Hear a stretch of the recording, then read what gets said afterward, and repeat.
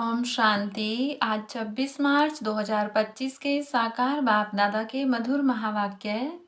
बाबा ने कहा, मीठे बच्चे, तुमने बाप का हाथ पकड़ा है।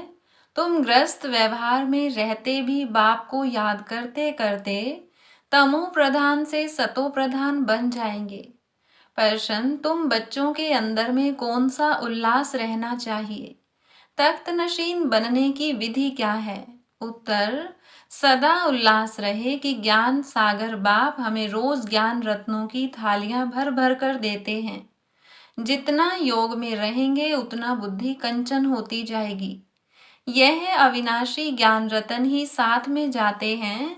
तख्त नशीन बनना है तो माता पिता को पूरा पूरा फॉलो करो, उनकी श्रीमत अनुसार चलो, औरों को भी आप समान बनाओ। ओम शांति। रूहानी बच्चे इस समय कहाँ बैठे हैं? कहेंगे रूहानी बाप की यूनिवर्सिटी अथवा पाठशाला में बैठे हैं। बुद्धि में है कि हम रूहानी बाप के आगे बैठे हैं। वह बाप हमको सृष्टि के आदि मध्य अंत का राज समझाते हैं, अथवा भारत का राइज और फॉल कैसे होता है यह भी बताते हैं। भारत जो पावन था वह अब पतित है। भारत सिरताज था, फिर किसने जीत पाई? रावण ने। राजाई गंवा दी तो फॉल हुआ ना, कोई राजा तो है नहीं। अगर होगा भी तो पतित ही होगा। इस ही भारत में सूर्यवंशी महाराजा महारानी थे। सूर्यवंशी महाराजाएं और चंद्रवंशी राजाएं थे। यह बातें अब तुम्हारी बुद्धि में हैं। दुनिया में यह बातें कोई नहीं जानते। तुम बच्चे जानते हो, हमारा रूहानी बाप हमको पढ़ा रहे हैं। रूहानी बाप का हमने हाथ पकड़ा है। भल हम रहते ग्रस्त व्यवहार में हैं, परंतु बुद्धि में है कि अभी हम संगम युग पर खड़े हैं। पतित दुनिया से हम पावन दुनिया में जाते हैं। कलयुग है पतित युग, सतयुग है पावन युग। पतित मनुष्य पावन मनुष्यों के आगे जाकर नमस्ते करते हैं तो वह भी भारत के मनुष्य हैं, परंतु वह दैवी गुण वाले हैं। अभी तुम बच्चे जानते हो, हम भी बाप द्वारा ऐसे दैवी गुण धारण कर रहे हैं। सतयुग में यह पुरुषार्थ नहीं करेंगे, वहां तो है प्रारब्ध। यहाँ पुरुषार्थ कर दैवी गुण धारण करने हैं। सदैव अपनी जांच रखनी है, हम बाबा को कहाँ तक याद कर तमो प्रधान से सतो प्रधान बन रहे हैं। जितना बाप को याद करेंगे उतना सतो प्रधान बनेंगे। बाप तो सदैव सतो प्रधान है। अभी भी पतित दुनिया पतित भारत है, पावन दुनिया में पावन भारत था। तुम्हारे पास प्रदर्शनी आदि में भिन्न भिन्न प्रकार के मनुष्य आते हैं। कोई कहते हैं जैसे भोजन जरूरी है वैसे यह विकार भी भोजन है, इनके बिना मर जाएंगे। अब ऐसी बात तो है नहीं। सन्यासी पवित्र बनते हैं फिर मर जाते हैं क्या? ऐसे ऐसे बोलने वाले के लिए समझा जाता है कोई बहुत अजामिल जैसे पापी होंगे जो ऐसे ऐसे कहते हैं। बोलना चाहिए, क्या इस बिगर तुम मर जाएंगे जो भोजन से इनकी भेंट करते हो। स्वर्ग में आने वाले जो होंगे वह होंगे सतो प्रधान, फिर पीछे सतो रजो तमो में आते हैं ना। जो पीछे आते हैं उन आत्माओं ने निर्विकारी दुनिया तो देखी ही नहीं है, तो वह आत्माएं ऐसे ऐसे कहेंगी कि इन बिगर हम रह नहीं सकते। सूर्यवंशी जो होंगे उनको तो फौरन बुद्धि में आएगा। यह तो सत्य बात है, बरोबर स्वर्ग में विकार का नाम निशान नहीं था। भिन्न भिन्न प्रकार के मनुष्य भिन्न भिन्न प्रकार की बातें करते हैं। तुम समझते हो कौन कौन फूल बनने वाले हैं, कोई तो कांटे ही रह जाते हैं। स्वर्ग का नाम है फूलों का बगीचा, यह है कांटों का जंगल।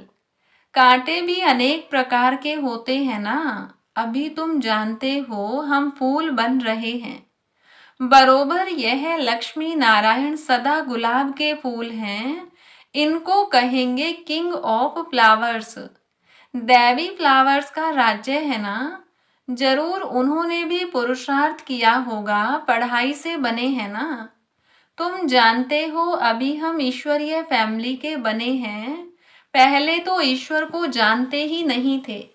बाप ने आकर के यह फैमिली बनाई है। बाप पहले स्त्री को एडॉप्ट करते हैं, फिर उन द्वारा बच्चों को रचते हैं। बाबा ने भी इनको एडॉप्ट किया, फिर इन द्वारा बच्चों को रचा है। यह सब ब्रह्मा कुमार कुमारियां हैं ना।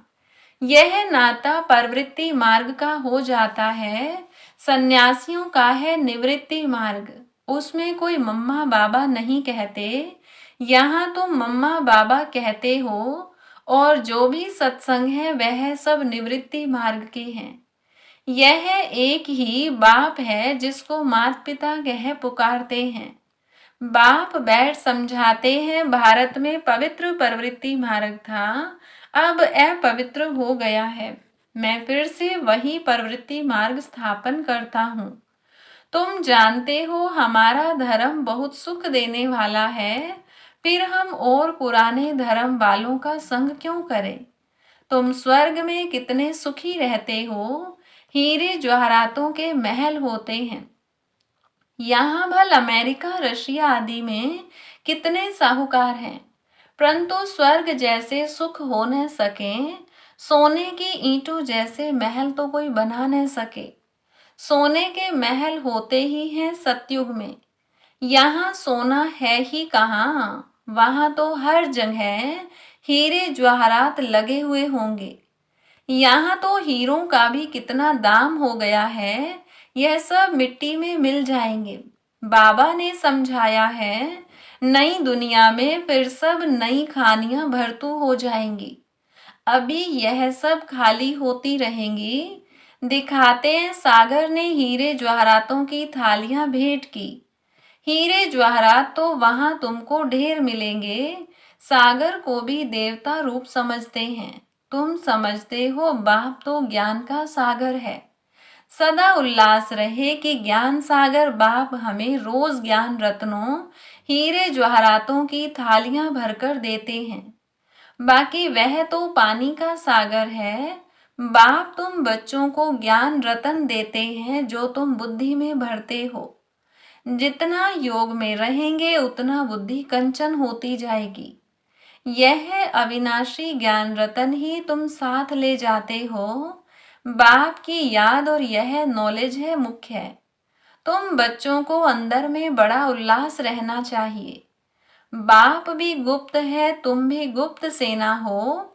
नॉन वॉयलेंस अननोन वॉरियर्स कहते हैं ना, फलाना बहुत पहलवान वॉरियर्स है, परंतु नाम निशान का पता नहीं है। ऐसे तो हो नहीं सकता। गवर्नमेंट के पास एक एक का नाम निशान पूरा होता है।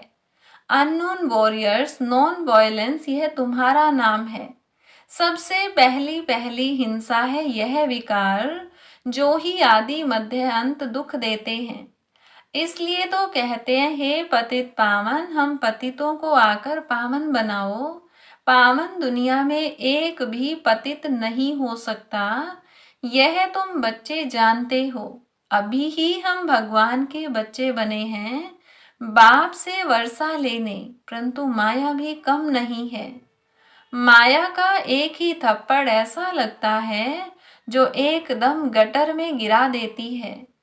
विकार में जो गिरते हैं तो बुद्धि एकदम चट हो जाती है।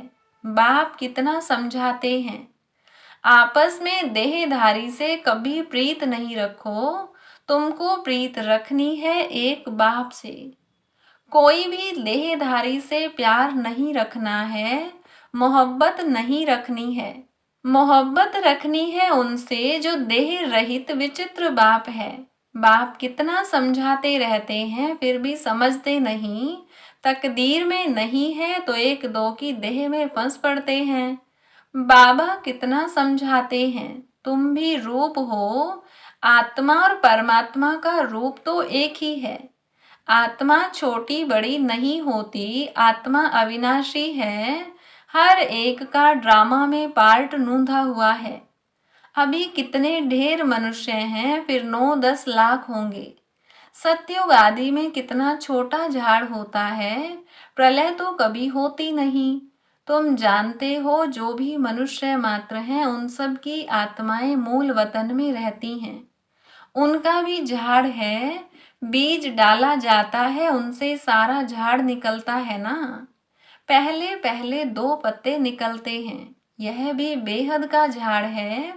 गोले पर समझाना कितना सहज है। विचार करो, अभी है कलयुग। सतयुग में एक ही धर्म था तो कितने थोड़े मनुष्य होंगे। अभी कितने मनुष्य, कितने धर्म हैं। इतने सब जो पहले नहीं थे वह फिर कहाँ जाएंगे। सभी आत्माएं परम धाम में चली जाती हैं। तुम्हारी बुद्धि में सारा ज्ञान है। जैसे बाप ज्ञान का सागर है वैसे तुमको भी बनाते हैं। तुम पढ़कर यह पद पाते हो, बाप स्वर्ग का रचयिता है तो स्वर्ग का वर्षा भारतवासियों को ही देते हैं, बाकी सबको वापस घर ले जाते हैं। बाप कहते हैं मैं आया हूं तुम बच्चों को पढ़ाने। जितना पुरुषार्थ करेंगे उतना पद पाएंगे, जितना श्रीमत पर चलेंगे उतना श्रेष्ठ बनेंगे। सारा मदार पुरुषार्थ पर है। मम्मा बाबा के तख्त नशीन बनना है तो पूरा पूरा फॉलो फादर मदर। तख्त नशीन बनने के लिए उनकी चलन अनुसार चलो, औरों को भी आप समान बनाओ। बाबा अनेक प्रकार की युक्तियां बतलाते हैं। एक बैज पर ही तुम किसको भी अच्छी रीति बैठ समझाओ। पुरुषोत्तम मास होता है तो बाबा कह देते चित्र फ्री में दे दो। बाबा सौगात देते हैं, पैसे हाथ में आ जाएंगे तो जरूर समझेंगे। बाबा का भी खर्चा होता है ना, तो फिर जल्दी भेज देंगे। घर तो एक ही है ना। इन ट्रांसलाइट के चित्रों की प्रदर्शनी बनेगी तो कितने देखने आएंगे। पुण्य का काम हुआ ना। मनुष्य को कांटे से फूल, पाप आत्मा से पुण्य आत्मा बनाते हैं। इसको विहंग मार्ग कहा जाता है। प्रदर्शनी में स्टॉल लेने से आते बहुत हैं, खर्चा कम होता है। तुम यहाँ आते हो बाप से स्वर्ग की राजाई खरीद करने, तो प्रदर्शनी में भी आएंगे स्वर्ग की राजाई खरीद करने। यह हट्टी है ना। बाप कहते हैं इस ज्ञान से तुमको बहुत सुख मिलेगा, इसलिए अच्छी रीति पढ़कर पुरुषार्थ करके फुल पास होना चाहिए। बाप ही बैठ अपना और रचना के आदि मध्य अंत का परिचय देते हैं और कोई दे न सके। अब बाप द्वारा तुम त्रिकालदर्शी बनते हो। बाप कहते हैं मैं जो हूँ जैसा हूँ मुझे यथार्थ रीति कोई नहीं जानते। तुम्हारे में भी नंबरवार हैं। अगर यथार्थ रीति जानते तो कभी छोड़ते नहीं। यह है पढ़ाई। भगवान बैठ पढ़ाते हैं। कहते हैं मैं तुम्हारा ओबीडियंट सर्वेंट हूँ। बाप और टीचर दोनों ओबीडियंट सर्वेंट होते हैं। ड्रामा में हमारा पार्ट ही ऐसा है, फिर सबको साथ ले जाऊंगा। श्रीमत पर चल, पास विद ऑनर होना चाहिए। पढ़ाई तो बहुत सहज है। सबसे बूढ़ा तो यह पढ़ाने वाला है। शिव बाबा कहते हैं मैं बूढ़ा नहीं। आत्मा कभी बूढ़ी होती नहीं, बाकी पत्थर बुद्धि बनती है। मेरी तो है ही पारस बुद्धि, तब तो तुमको पारस बुद्धि बनाने आता हूँ।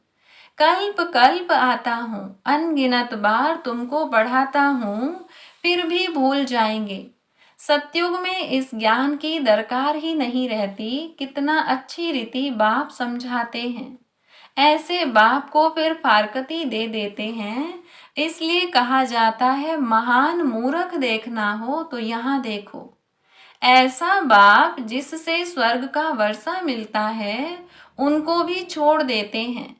बाप कहते हैं तुम मेरी मत पर चलेंगे तो अमर लोक में विश्व के महाराजा महारानी बनेंगे। यह है मृत्यु लोक। बच्चे जानते हैं हम सो पूज्य देवी देवता थे, अभी हम क्या बन गए हैं, पतित भिखारी। अब फिर हम सो प्रिंस बनने वाले हैं। सबका एक रस पुरुषार्थ तो हो न सके। कोई टूट पड़ते हैं, कोई ट्रेटर बन पड़ते हैं। ऐसे ट्रेटर्स भी बहुत हैं, उनसे बात भी नहीं करनी चाहिए। सिवाय ज्ञान की बातों के और कुछ पूछें तो समझाओ शैतानी है।